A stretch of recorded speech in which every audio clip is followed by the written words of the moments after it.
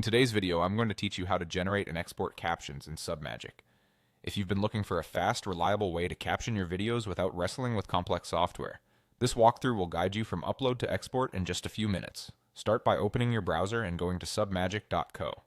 Log into your account to access the workspace. If you're new, creating an account is quick, and once you're in, you'll see options to begin.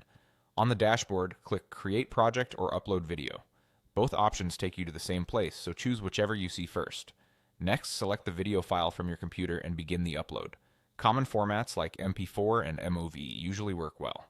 For a smoother experience, make sure your internet connection is stable and avoid closing the tab while the upload is in progress. It can also help to name your file clearly so it's easy to identify later, especially if you manage multiple versions. Once the video is uploaded, look for the button labeled Generate Captions or Auto Caption and click it. This tells Submagic to analyze the audio and build a timed transcript for you. There's nothing else you need to configure at this stage. Just confirm the action and let the system do the heavy lifting. Now wait while Submagic processes the video.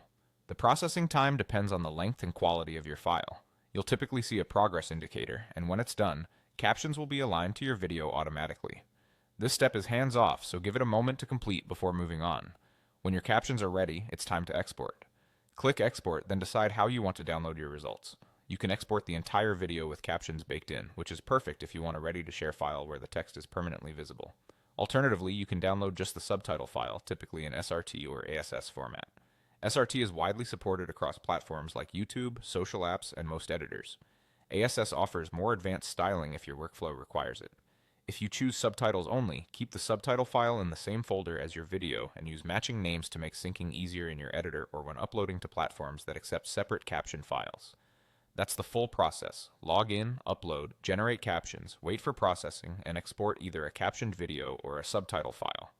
Follow these steps and you'll have clean, accessible captions ready to go.